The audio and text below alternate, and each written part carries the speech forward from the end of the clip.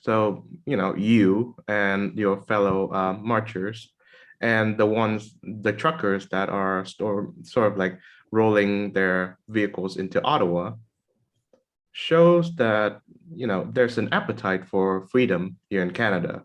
And Yeah, it it has to be nourished somehow.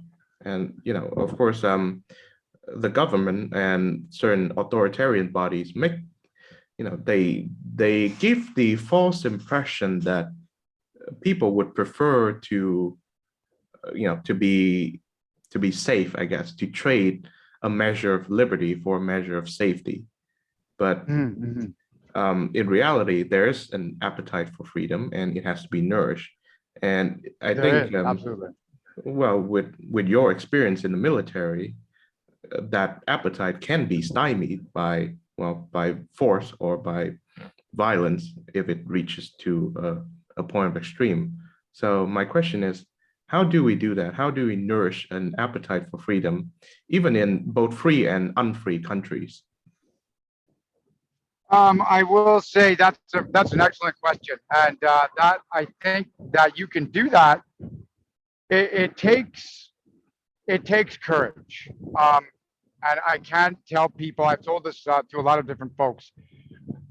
There's a lot of fear out there, and what we're afraid of is not always the fear is not always necessary.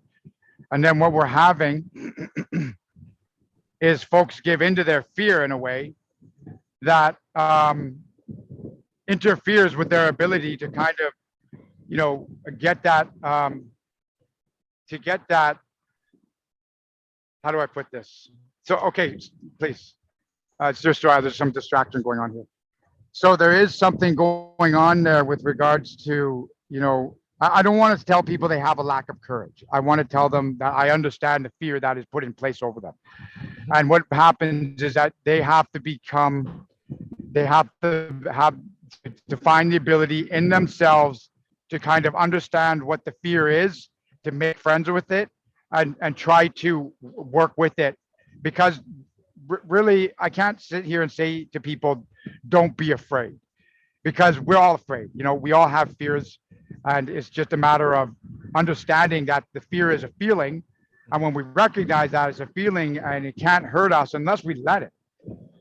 So at the very root of it, it starts with an individual recognizing what he can do in the face of that fear, and what he can do, what he or she can do when they put their minds to it. So I and the guy and the people with me decided that this is something we could do. We can march across the country. We can do this on foot as a demonstration of the power of the human spirit. And in doing so, we're attracting other folks who feel the same way. And maybe it was that fear that was holding them back, and seeing the example, like I myself saw an example when truckers banded together to travel to Ottawa. That inspired me to do something. And in that, I'm hoping that we can kind of nourish that aspect of seeking freedom by these kind of individual actions. And then, either recognizing what a person has done and supporting them in pursuit of that, and also asking ourselves what we think freedom is and what we're willing to do for it. Because um, this in and of itself too. I've thought a lot about this over the last couple, because there's an argument here that's saying there's nothing to be protesting against because the mandates are lifted. Well, that's not entirely true. They're temporarily lifted because they're not testing for the disease as much.